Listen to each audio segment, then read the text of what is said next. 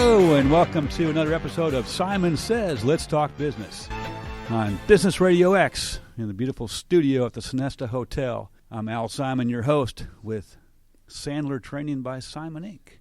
And I've got three great guests today. I'm looking forward to this show. It's going to be exciting. We are going to spotlight professionals and the excellent companies they represent. We're going to discuss best practices in business today. So, listeners, listen carefully. Have a notepad and pen out because you're going to want to take some notes, and you're going to want to maybe contact these folks because they've got good stuff. Today with me, Stephanie Sokenis, the president and founder of SmallBiz Ally. Welcome, Stephanie. Hi, Al. Thank you. And we also have Joe Morrison, business development expert. Yes, sir. With Adams Keegan. Looking forward to hearing from you, Joe. And then our third guest is Branden Lisi, the partner with Object 9. Hey, Branden. Good to be here this afternoon with you, Al. Good to have everybody here. This is going to be a great show. We're going to be excited to talk about business today. We're going to talk about how to do business well, and not only normally, but also in whatever kind of normal we are sort of maybe in at the moment, whatever that looks like. And so, Stephanie, we'll start with you. We're going to talk about small businesses today. Stephanie is the president and founder of SmallBiz Ally. You've got great stuff for startups, entrepreneurs, small businesses, and we're looking forward to hearing from you. Why don't you tell us, Stephanie, first, how did you happen to get from wherever you were to where you are now? Well, I saw a need that I really felt I wanted to fill. I have a huge passion for small businesses. Used to be a small business owner myself in a past life. Knew all the struggles of it, learned the hard way, learned by mistake, which sometimes isn't the worst thing in the world, and just really felt there was a need out there to help a small business get started properly, most important, but have some strategy behind growing well.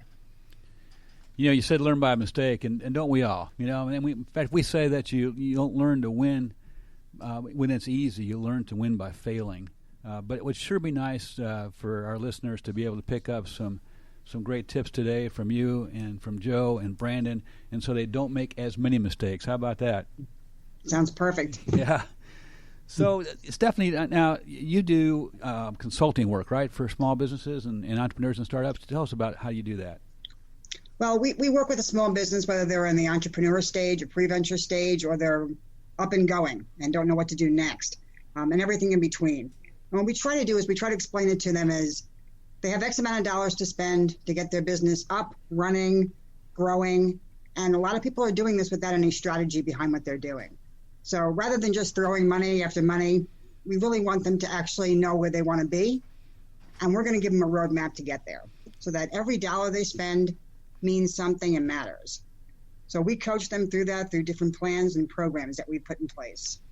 Yeah, so my experience with entrepreneurs starting out is that, you know, they've got some kind of a product or a great idea, and they're focusing on that, and they somehow come to think it's going to sell itself, and they don't think about structure, they don't think about marketing, they don't think about anything but the product or service that is a great idea, right? And you help them, right. You help them navigate those waters, huh? Yes, that's what we try to do. We try to make sure that they're thinking about all the right things. A lot of people will come to us and say they've got a great logo, or they picked the name already. And that really isn't the place to start. They haven't really thought through if they've got the strengths and weaknesses to create a business, even be a business owner. A lot of people are starting businesses for the wrong reasons. We're finding that a lot now. Are you really? You might lose your job and decide you want to do it, or don't want to work for a big corporation anymore, and you can do it on your own. And people just sometimes they don't realize how many hats they actually have to wear outside of the skill set of that business in order to run a business effectively. Yes, and I want to get into the different programs you have, but before we do that, you mentioned that people are looking to start businesses now. Is this a good time or not a good time during the pandemic? I'm a dreamer, and so I believe that it's always a good time. I don't see any shortage of people starting businesses and interested in starting businesses. I also don't see a shortage of people not being ready to do so. So I don't know. I think it's a great time to start a business, but the same rules apply. Nothing's changed as far as whether or not you should. There's still a right way to do it, right? Right, exactly. Yeah. Okay, so you've got develop my small biz, launch my small biz and grow my small biz. Right? So tell us how what that progression looks like and how you help your clients. Well, I really found one of the biggest problems was any help or any coaching or assistance always started with the start my small biz area. And people kept missing that stage of developing the idea. And I think that's such a huge part of someone starting with the best chance of success. So we've created 3 programs that work really well.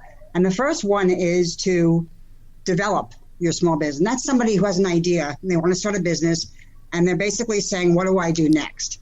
So you're going to talk about your self-assessment, strengths and weaknesses.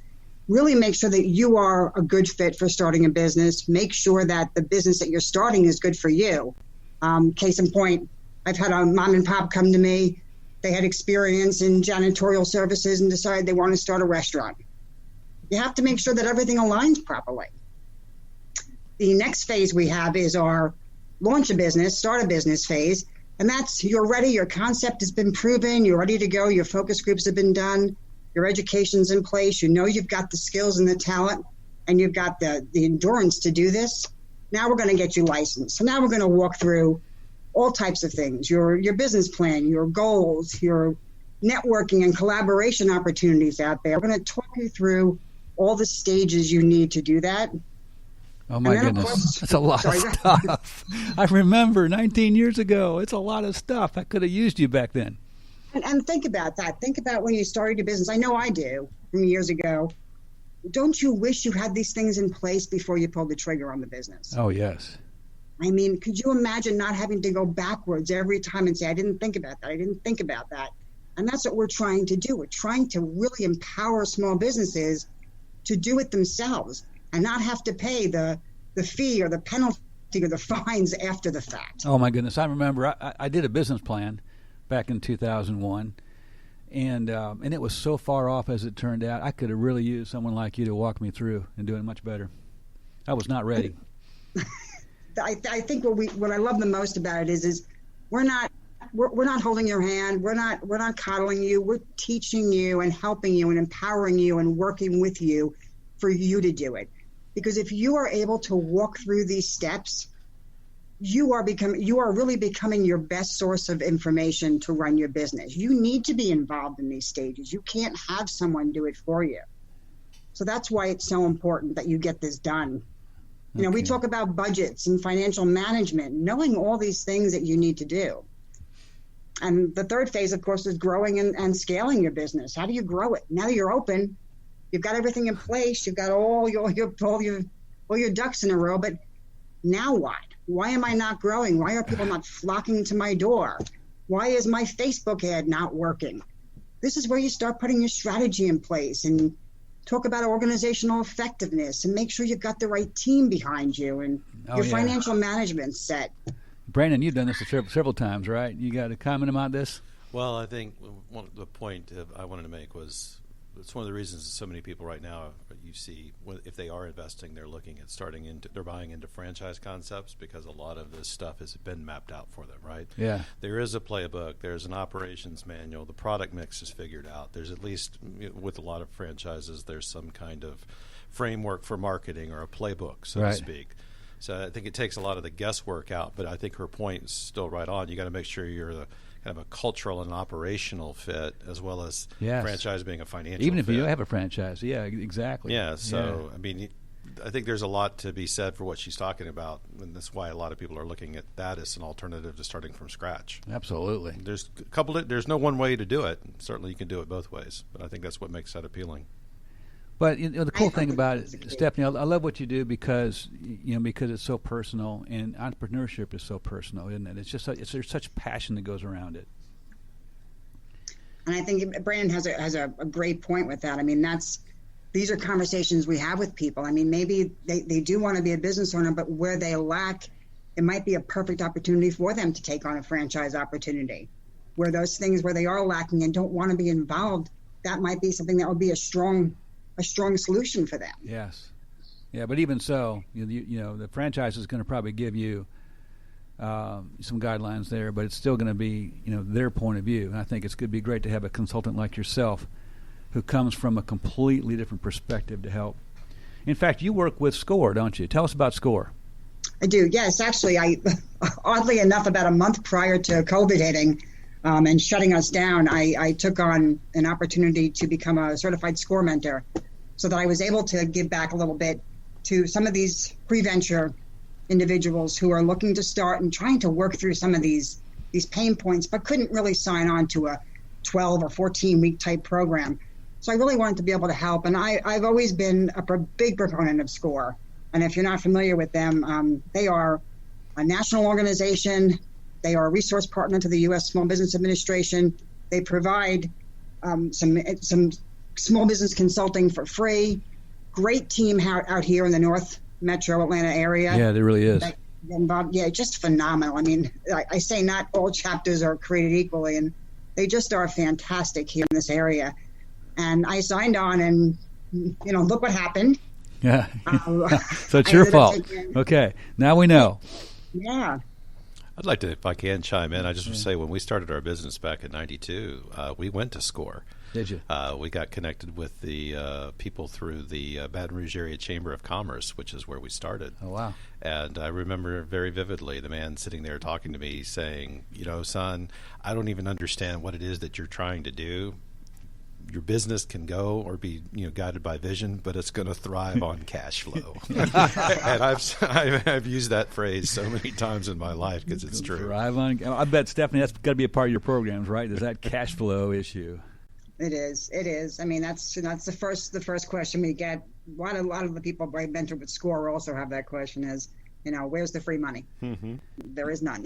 Really, there is none. So, yeah, absolutely. Stephanie, in fact, you mentioned to me that you have virtual assistants on your team. I'm not sure exactly what you mean by that. Can you tell our listeners what you mean by virtual assistants and what they do?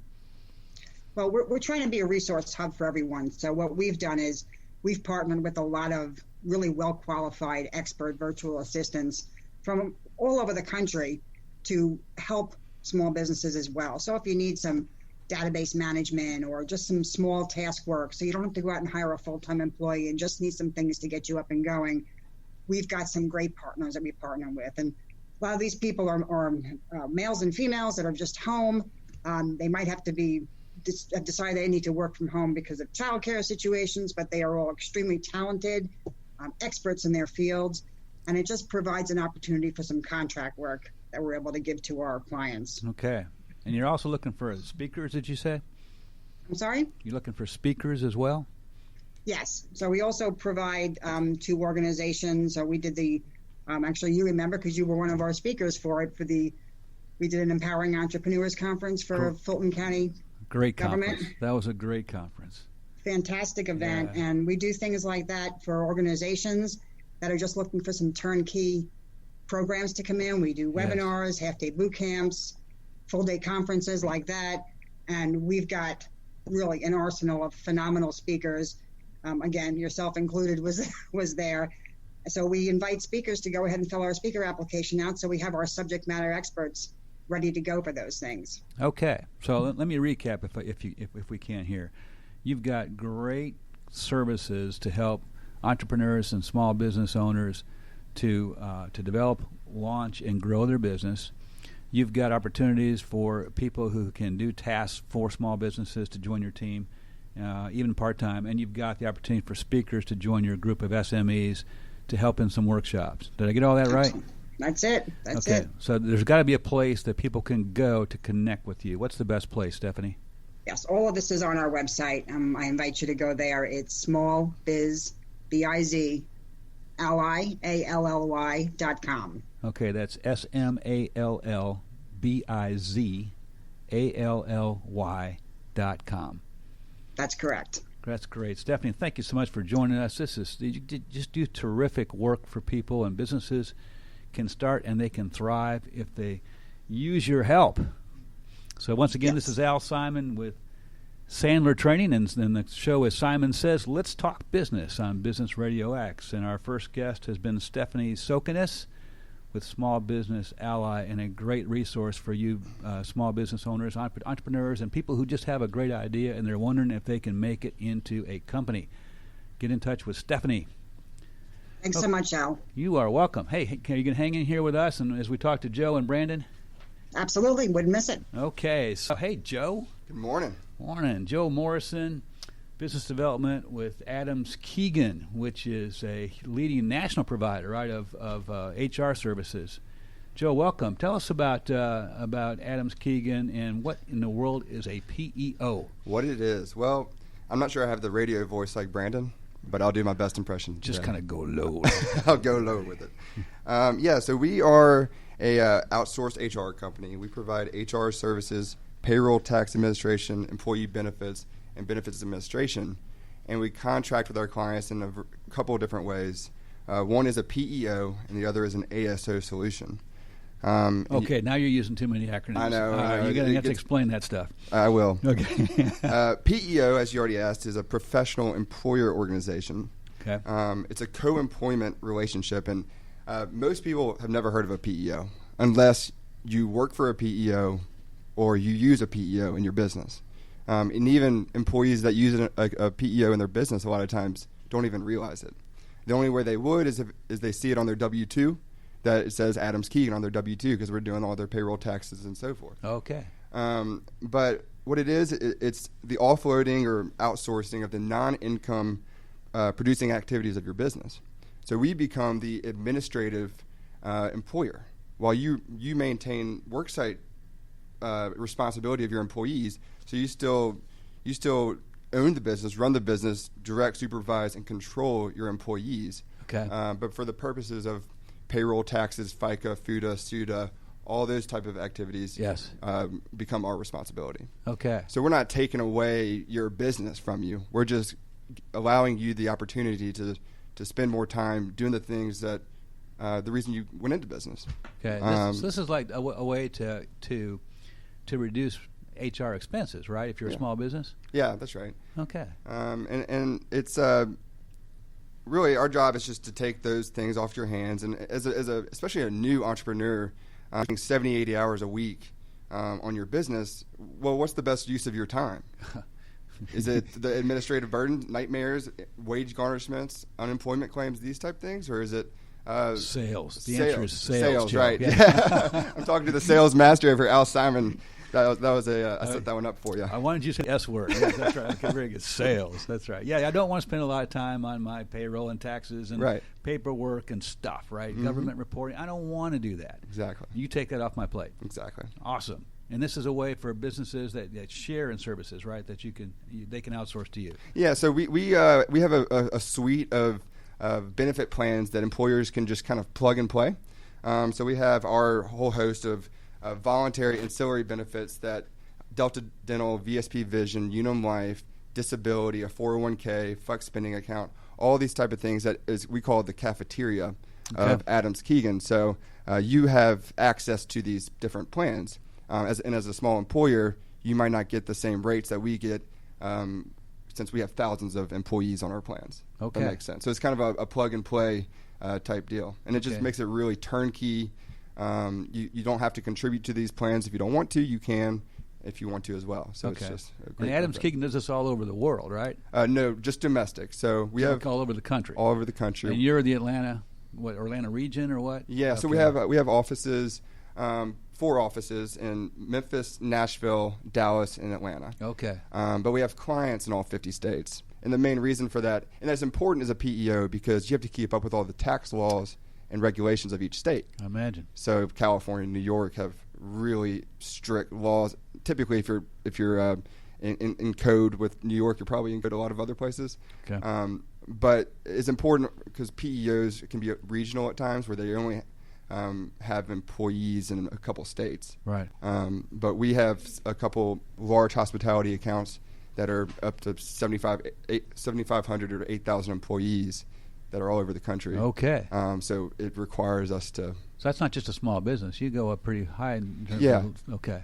But that's so that's the other contractual relationship that we go into is called ASO. Yeah. And so the difference is a PEO typically is for companies less than 100 employees. Okay. And that's just because there's kind of this tipping point in a company where you decide to bring those outsourced activities back in-house, just because it doesn't make sense to keep the PEO can get expensive the more employees you have.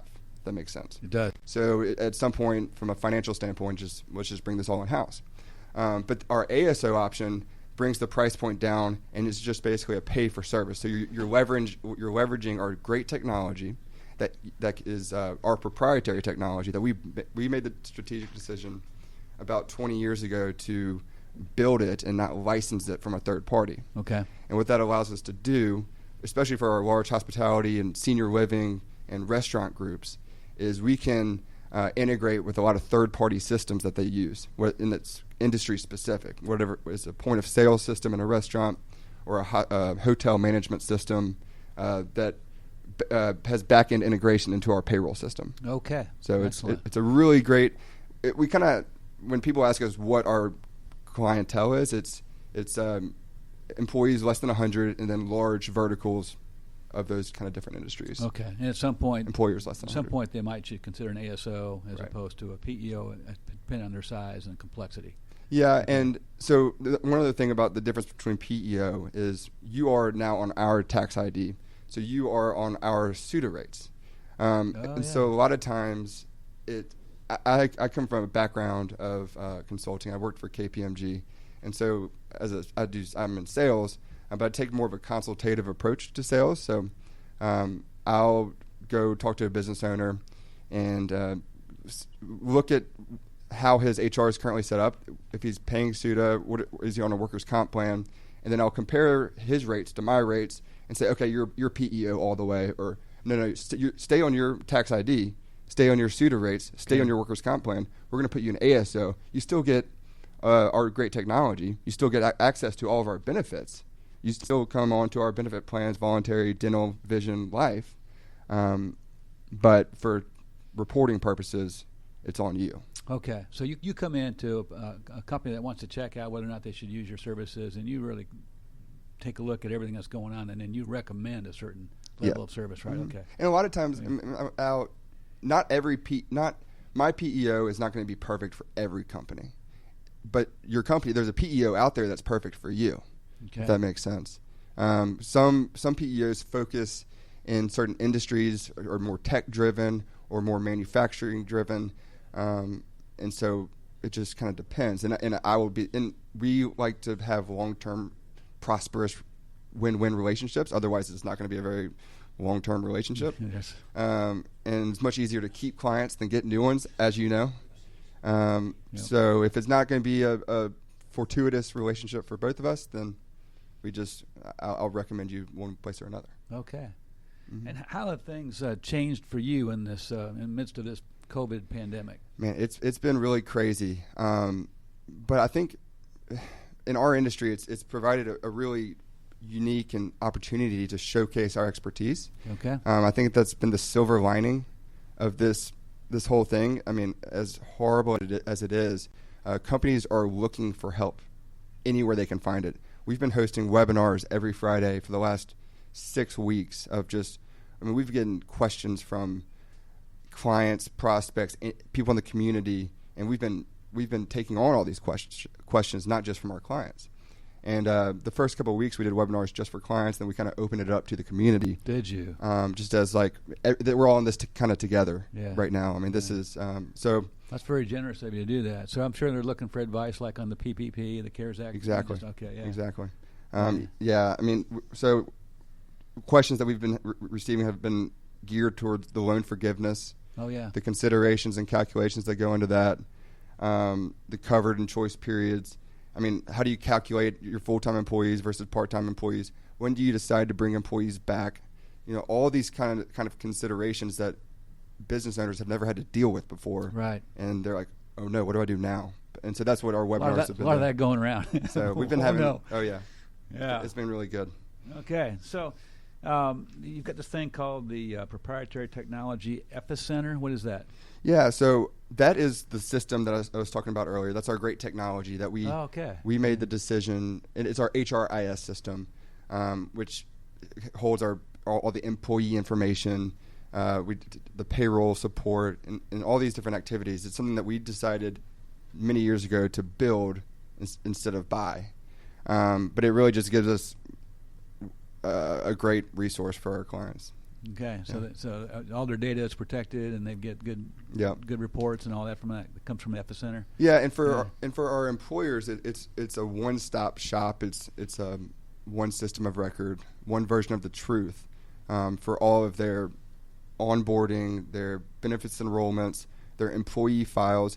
I mean, if you're still keeping your employee files in a file under your desk, then you're real outdated, and you need to update your HR procedures. Yes, I imagine. So it's a place that employers can store all this information, can do their time and attendance, their PTO, all under one roof. Okay. Yeah. And I want to go back to something you said a few minutes ago, Joe. You talked about the fact that that Adams Keegan may not be the right PEO for you, but there is a PEO for you somewhere. And I know that you've got some really huge competitors out there. Yeah. How does Adams Keegan fit? How do you win? How do you compete? Where's your best niche? Yeah, so I would say our niche is you kind of look at as companies grow. You at each these hurdle rates. Once you get to 20 employees, you have to start worrying about COBRA. Once you get to 50, you have to start worrying about ACA reporting, FMLA. Each one of these hurdles creates more and more responsibilities for your staff, and so you have to consider the cost of either you have to hire somebody, a new HR director that costs $80,000 a year, or you look at maybe outsourcing those activities to a PEO that can handle those activities, and then you maybe hire just an HR generalist to just be the liaison. So there's a lot of different options that companies have that I think if they just ask the right questions and look the right places, they can really take the administrative nightmares, the wage garnishments, these unemployment, all these things are just nobody went into business because they wanted to deal with payroll and benefits and wage garnishments, but it's a reality of a business, and it's a vitally important part of it for your employee culture. Yes. And one other thing is we give HR people the ability to focus on the culture of a company. The average person spends about 80% of their time on paperwork. And so we take that off their hands, and so they're able to spend more time on culture, coaching, career development, career pathing, those type of things that are really engage your employees. Helpful stuff instead. Yeah, that's yes. I'm sure that your clients are thanking you for taking all the garbage stuff so they can focus on the good stuff. That's it. There you go. Joe, this is terrific. Thank you for being with us today, talking about Adams Keegan and the help that you give in the HR area for your clients. If our listeners wanted to get a hold of you, what's the best way to do that? You can email me. If you're interested in the webinars, feel free to email me, and I can shoot you an invite. joe.morrison@adamskeegan.com. Okay, joe.morrison. That's 2 R's and 1 S. 2 R's and 1 S. Hold on, let me think about that. Yep, that's right. That's right. joe.morrison@adamskeegan, and Keegan is KEEGAN.com.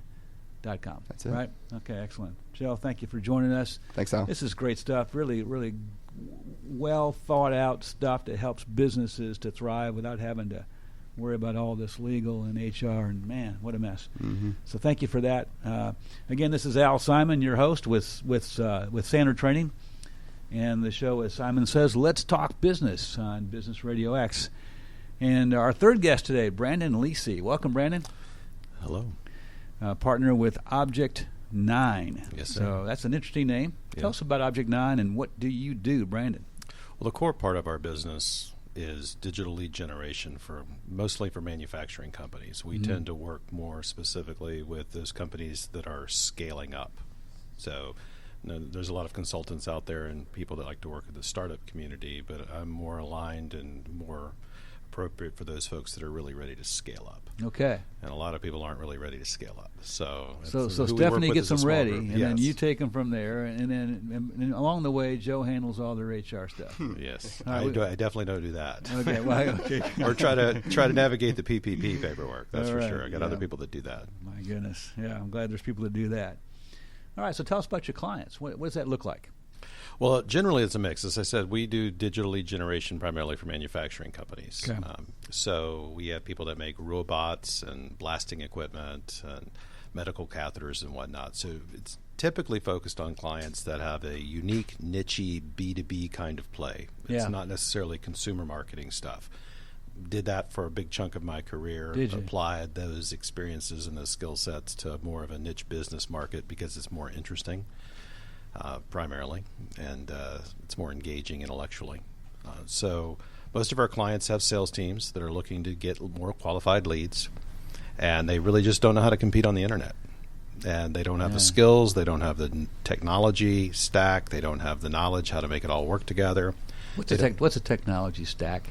So a modern marketing technology stack is comprised of about 5 different elements. Okay. Right? So the top layer of the technology stack are all the inbound channels, right? So paid search, paid social, so Google, Facebook, Twitter, LinkedIn, whatever it might be, display advertising. It's all the things that are outside your company where you spend money to drive people to your website, which is the second layer of the technology stack.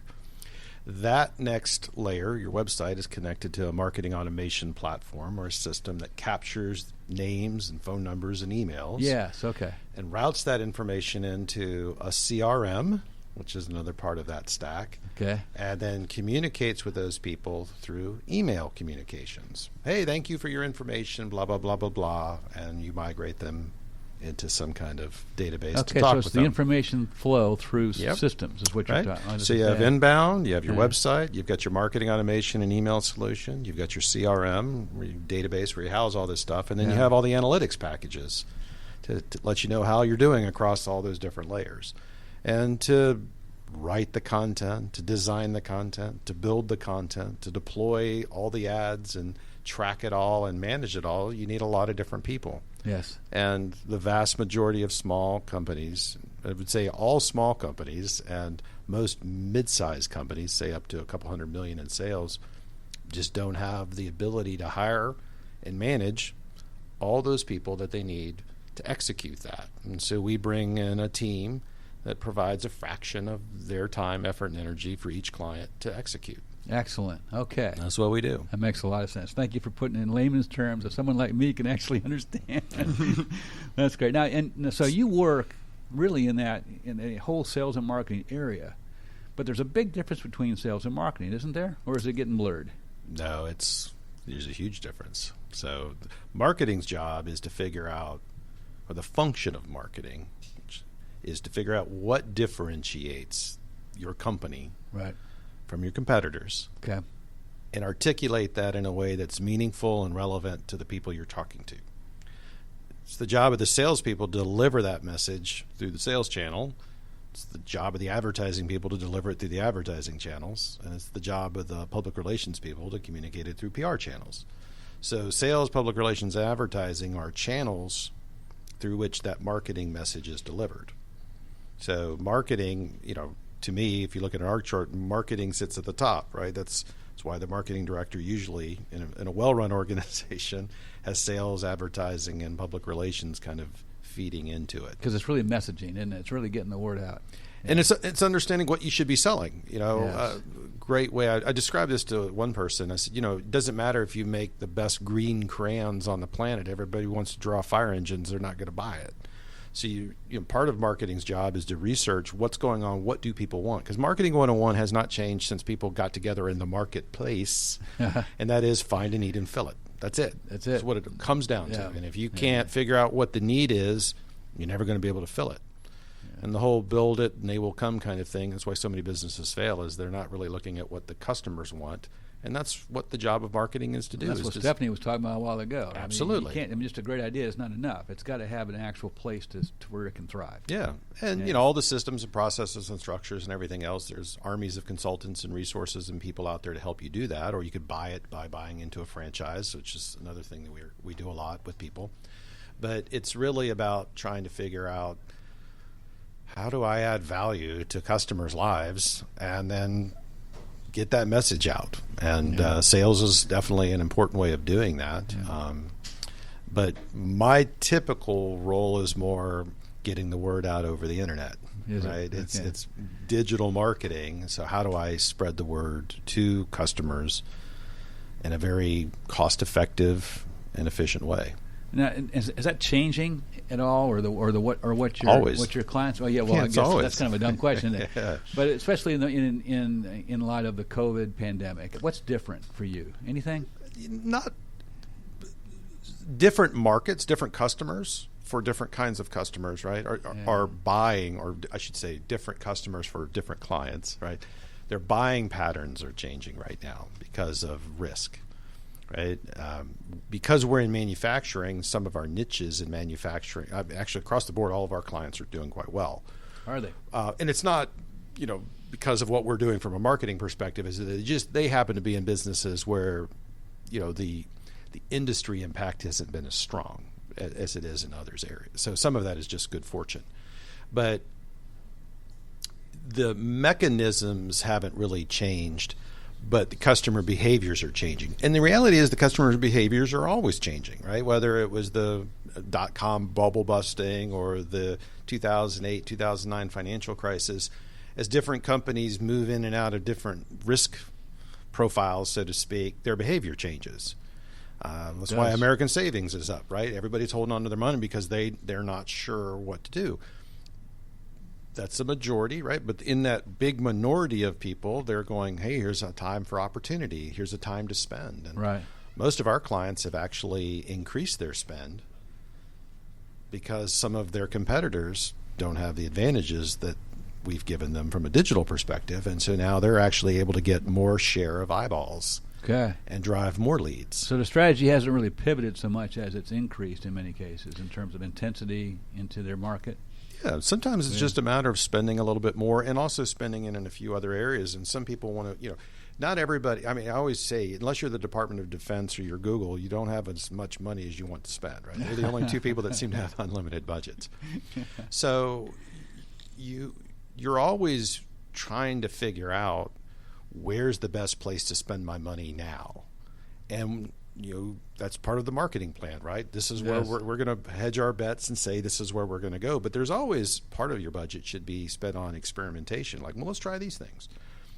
And so what I'm seeing is that people are willing to maybe throw a little bit more money in experimenting on some new things that might be working right now, or try different things. Right. Not taking away from what is proven to work, but maybe reallocating money. So Again, I've been fortunate that I don't have a lot of clients that are in crisis mode. Yes. So I can't really speak from experience about that. But I can tell you that most people have been trying to figure out some new options for sure. And that's always, you should be doing that whether COVID had hit or not. Yeah.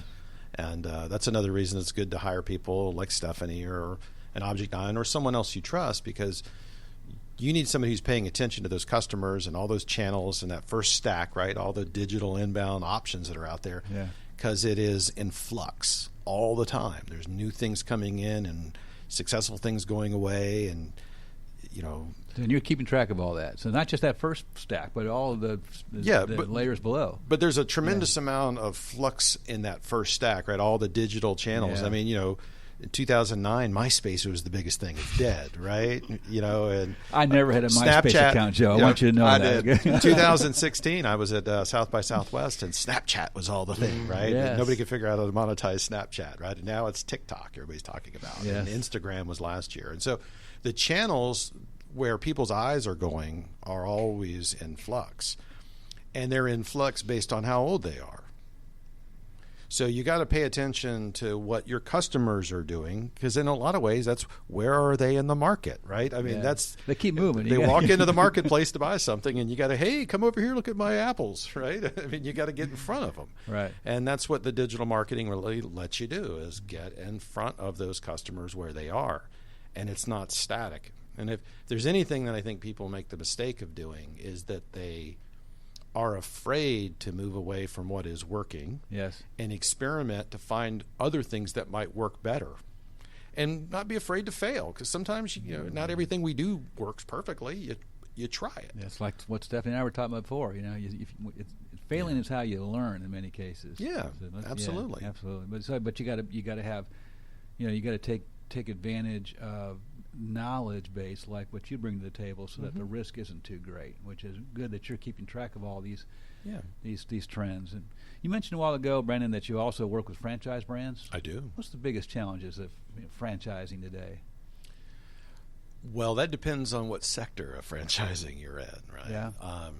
I think the biggest, we tend to work with franchise brands that are trying to, again, scale up, right? So we're not working with an Arby's or a Wendy's or a Focus Brands portfolio where there's hundreds of locations. We tend to work with those franchise brands that have 30 to maybe 75. They're an emerging franchise, 30 to 75 franchisees, right? Or 30 to 75 locations, somewhere in that area. They're really trying to figure out how to scale up, and they're trying to figure out how to put the systems and processes and manage all the people. I think in the world of franchising, the biggest challenge continues to be getting the people in the franchise that have the right cultural, financial, and operational mindset to adhere to the brand. Cultural, financial, and operational. Yeah, that's really what we spend a lot of time doing with candidates, is ensuring that they're a cultural, financial, and operational fit.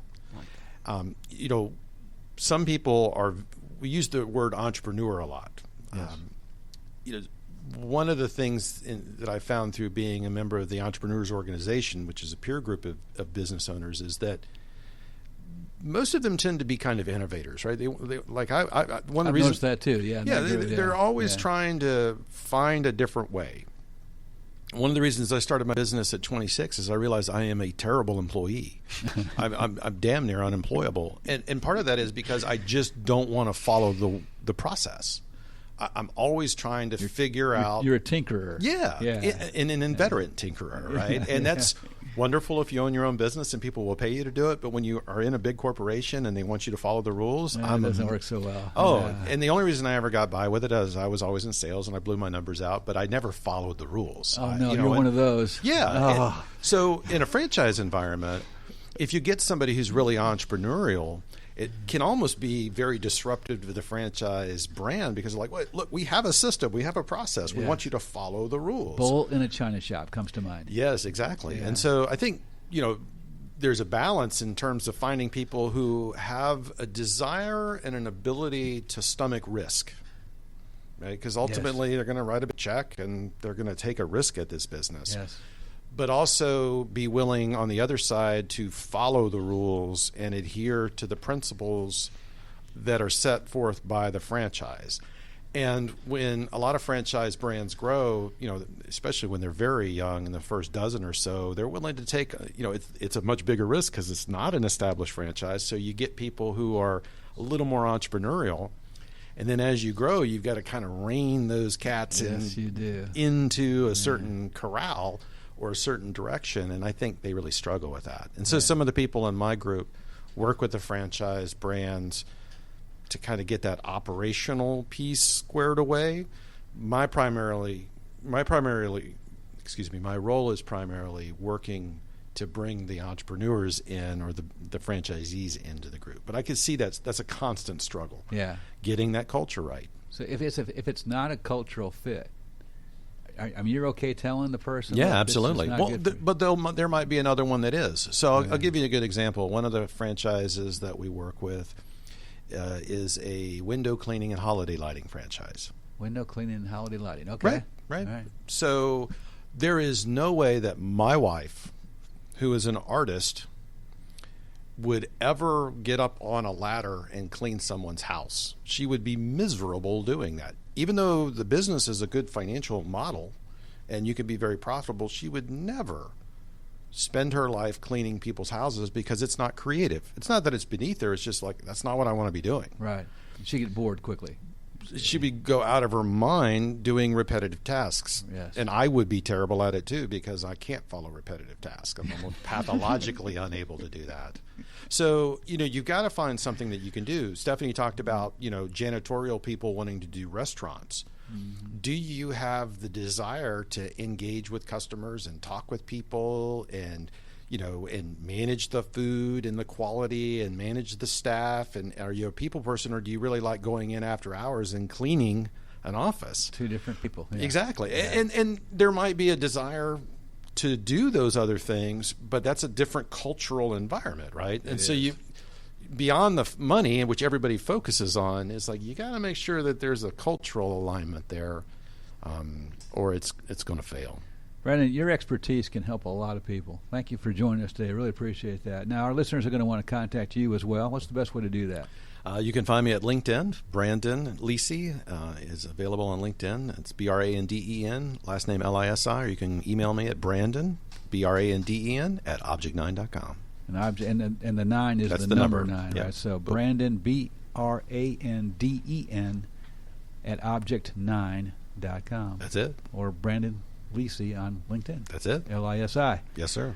Thanks for joining us, Branden. Joe, Thanks for having me. It's been great. Absolutely. It's been a lot of fun. Thanks, Al. Stephanie, you were great. Thanks for making this a wonderful show. Thank you. So as usual, we're gonna end today's show on Simon Says Let's Talk Business on Business RadioX with a sales tip and questions that come in from listeners. And the question that I've chosen to address today is one that I get a lot. Here's the question: Al, what is the best closing method to get a customer to take immediate action today? What's the best closing method to get someone to take action today? And I'm glad this particular listener phrased it that way, taking action. That's what closing deals is. It's getting people to take action. And to answer the question, I can tell you this: what we're not going to suggest you do is do a massive feature and benefit dump followed by the hard sell close. Okay, let's not do that. On the other hand, let's also not be the wimpy, well, I look forward to hearing back from you, which is maybe even worse. So no, don't do those two things. Let's instead, there's this thing that we call pain in the sales world. And a sales professional's job is to find pain. What is pain? Well, pain is more than need. You hear that word a lot in sales, need. But need is very intellectual. Pain is much more emotional. And psychologists tell us that people buy emotionally. That's how they make decisions. That's how they take action to the listener's question here. They take action based on emotions. Emotions are much more powerful than intellectual reasoning. However, when people make decisions, according to psychologists, they buy emotionally, then they justify their decisions intellectually on the back end of that. So we have to pay attention to both parts of that equation. So once you've discovered or helped a prospect to discover that they have this emotional pain that's going to get them to want to take action, then your job is to gently guide them through this process. And the process is called, here you go, ready? SVIC. SVIC. The S stands for summarize. Your job, first of all, is to summarize the pain that you heard the prospect describe. So the scenarios that they're describing, the objectives they're describing, the situation that they've just got to get away from that they described, and the emotion that goes with it. You summarize that. And then you validate, that's the V, validate that this is the kind of stuff that you do and you do it well. But don't make a big deal of it, just make one sentence there. And then the I is important. How important is this to you in terms of your priorities at the moment? And then lastly, the C, which is, are you committed to taking action in the short term? So, Joe, would you do this with me? You be my prospect? Sure. All you got to do is say yes. Okay? Yeah. All right, here we go. So, Joe, let me make sure I've got this straight, okay? What you were trying to describe to me is that you've got the situation where you've got downtime on one of your manufacturing lines, right? I mean, it's just you got machines that keep going down and downtime, and it's causing you delays in shipments and cost overruns. It's never ending. Driving you crazy. Absolutely. Right? And you've told me that that the biggest thing is that you just haven't been able to get home in time to put the kids to bed in 3 weeks. That's right. I mean, did I get that right? Yes, sir. So we got to fix this, right? Mm-hmm. All right. Well, Joe, I got to tell you, this is the kind of thing we do, and we're good at it. Please, any help is much needed. I appreciate that. But, I got to know this, Joe. In the grand scheme of all the things that are on your plate right now that you're working on, how important is fixing that line to you? It's a matter of life and death. Is it really? Mm-hmm. I got to tell you, Joe, I hear that a lot. I really do. But not everybody tells me that it's really important. Their top priority is also committed to taking action in the short term. It's amazing. Mm-hmm. Are you telling me that this is important enough for you to take action, to be committed to taking action in the short term with me or someone like me? Are you Well, telling me that? well, I'm a Southern guy, so I sugarcoat things often. So I might tell you yes, and then walk out the door, and it'd be a different story. But if I was from the North, I would just tell you right away, yes or no, whether I need you or not. Okay, so which part of the country are you from, Joe? The South. Okay, so you're telling me you might change your mind any moment now. That's correct. Okay, well, I got to ask you, if you're telling me that you just might be committed to taking action in the short term with me or someone like me, what do you want me to do now? Make it happen. Okay, so that's a key point right there. So you do the SVIC. Again, this is after you've discovered pain, and there's definitely emotion. If there's no emotion, no pain, then you're done. You can't close.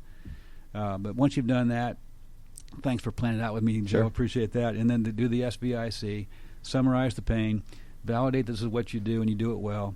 Make sure it's important and top priority for your prospect, and then ask them if they're committed to taking action in the short term with you or someone like you.